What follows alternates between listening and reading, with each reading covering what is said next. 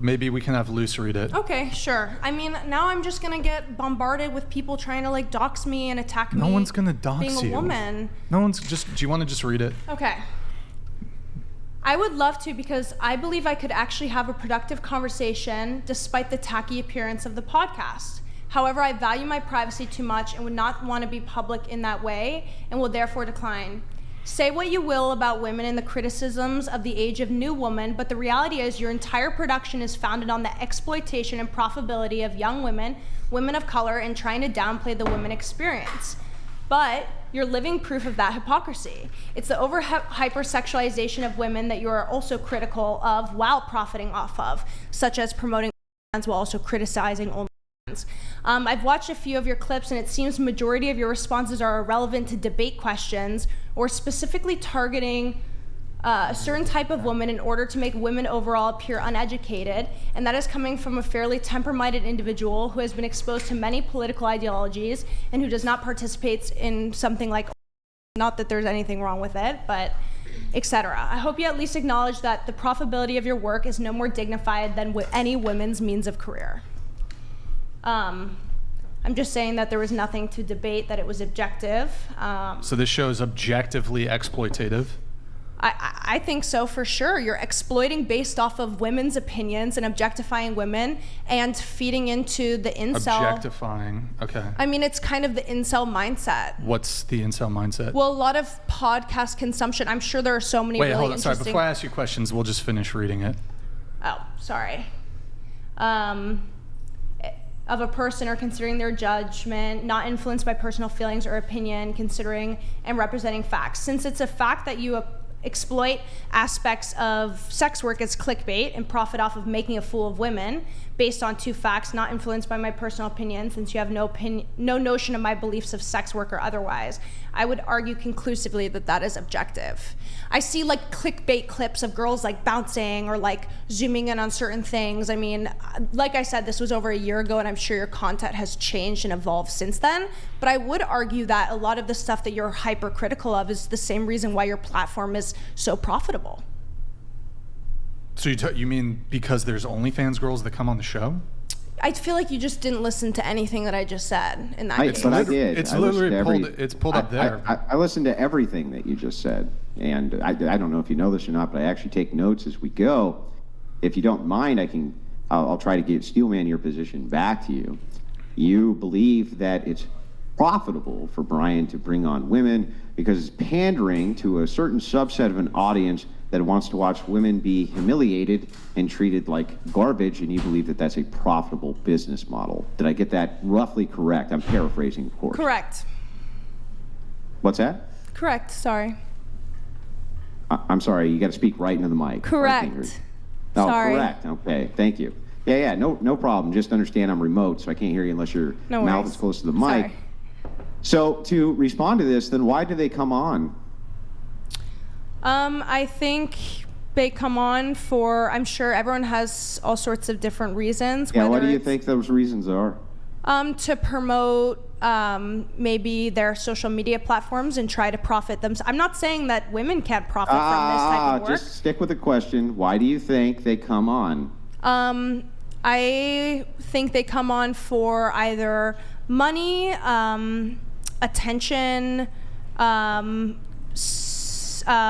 to make a stand, to have discussions, I think to show off either their work or their opinions. It's a very strange criticism that a bunch of misogynist incel lunatics are allowing women to come on to give their opinion on various topics and subjects, while the women profit from this. It's so strange to me that the criticism, hang on, I'm almost done, that the criticism is that this is all to placate these incels who are exploiting. Oh, wait, Sorry, Andrew, your audio's cutting out. Andrew, your audio's cutting out. You cut out. I just want to clarify, I did not use that language. Can I just ask, is everybody else just exhausted from this? Like, I personally just don't think any of this is productive in trying to make a difference for our generation and trying to change the horrible, what did you call it, hellish dating hellscape at the beginning of this podcast. Like, sure, we can keep arguing until the cows come home about literally every... Can you guys hear me still? Yeah, I'd like to finish my conversation here, though. So, back to this, I would like to understand how it is that you just make a complete and total mockery, say that this is an incel podcast, it's pandering to a bunch of misogynists who are trying to exploit women for their own personal benefit, and then when I ask you why is it that the women come on, you say it's because they want to exploit all of these incel men. That's actually what your argument is. That's also just... I completely agree with you. Like, I agreed to come on this podcast today because it was catered on a non-political aspect of dating life. When in the past panel that I was asked to join was actually discussing OnlyFans and porn. Nickelodeon donated $200.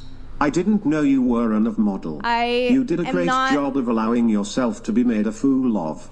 Including by yourself. I've never done OF. Wait, who's the OF model? I've never done that. I think so, but I've never done that. I've never done corn, and that was the podcast that I was responding to. But then why, if it's non-political and that was what your take was, that this was totally non-political, there's no political takes whatsoever, why did you send that DM? I didn't. Okay, that was over a year ago, and I was asked to be on a podcast about the corn industry and OF, or it was discussions around that. And it was a clip I had just seen. Okay, go back to the podcast that you were making in that segment. We don't invite people to appear on like a specific episode. We send out like a shotgun approach. We'll just blast out invitations. Also, a lot of people reach out. Gotta get a new mic cord. Hold on. People will reach out to us too to be on the show. Yeah. For example, we do outreach, but you asked to be on the show, correct? Yes. You asked to be on the show, correct? Yeah. You asked to be on the show, correct? Yes. You asked to be on the show, correct? So I don't know what the exact breakdown is. Let's just say it's 50-50. 50% of the people request to be on the show. 50% of the people we do outreach invite them on the show. Mm-hmm. So. Yeah, I don't really understand what the basis of the question is even asking me. At that time, you've made some very strong accusations that the podcast is exploitative. I think that a lot of social media is exploitative. I mean, in its entirety. Are you being exploited right now? No, I had full autonomy to be here. Me personally, I don't feel exploited. I do think to some capacity. It's just those other dumb women, though. Okay, absolutely not what I meant. Right. So then what's your complaint? Guys, this was a year ago. Why are you arguing with me about... Has your opinion changed? I'm here, obviously. I was willing to have like these I think it's like... I don't think your position's changed. People are being exploited in the sense of maybe shutting down conversations or speaking over our actual opinions. Like, in my opinion, I do think a lot of podcasts are centralized around female exploitation. There's a reason why you have predominantly female guests instead of male guests. That's the format of the show. Yeah, why? It's because it's interesting to hear. For the same reason that you'll see women create safe space shows where they'll only have one guest and maybe 5 women. Like, let's see The View. Is The View being discriminatory and exploitative of men because 5 women get to give their opinions all day long while the men have to basically suffer through all of that nonsense? Suffer through all that nonsense. That just showed to me your perspective of women. Answer my question. Is it okay for women to have The View and only have men on? Is that for them to placate a bunch of harlots and skanks, like you called this chat a bunch of incels? I mean, okay. We don't have to say exploitative, but you cannot deny that you are financially benefiting from OnlyFans girls. Hold on. How many OnlyFans girls are on the panel right now? Show of hands. 2. No, raise your hands high. Kindly high. Yeah, but every single... Okay, everybody else on the panel is not on. Mm-hmm. So what's your argument? Well, you intentionally... And actually, you two have been talking the most, and you guys don't have... Go ahead. No, I know, but you do financially benefit from only girls, things like that. Being on the show, they're the main draw. No, they're not. Okay. Oh, wait. I'll let you have that one. I'll let you have that one. And it was the main draw of the show to allow sex workers to come on so that their ideology and the things that they're doing could be tangled with. Are you saying that are too stupid to defend their own ideology? Absolutely not. I didn't say anything about that. Okay, great. Then what is the problem? I didn't say there was a problem. I said he's financially benefiting from the exact thing that he's critiquing. And that's fine. I mean, like, people are coming on here for money as well. I think that that's fine. It's a reciprocal relationship. But the whole, like, the world is going to shit.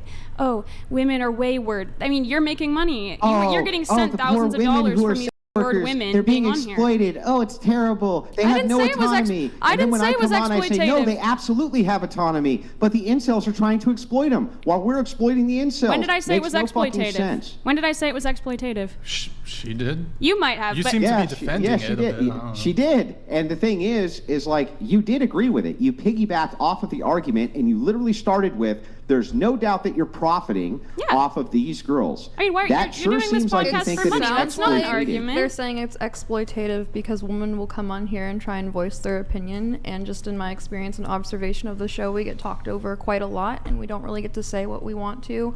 There's no probing questions. We don't really ask each other probing questions. There's not really like a discussion for understanding of each other here. Right. Did anybody overtalk you? You a lot. You multiple times. Absolutely. Yeah. Did anybody And overtalk you right now when you gave that whole spiel? Wow. Okay. It didn't happen one time, so it never happened. Yeah. Yeah, well, the thing is that there's one of me and there's how many of you. And in order for us to keep a format intact, we have to move. Bam, bam, bam, bam, bam. So I'm going to have to cut in from time to time.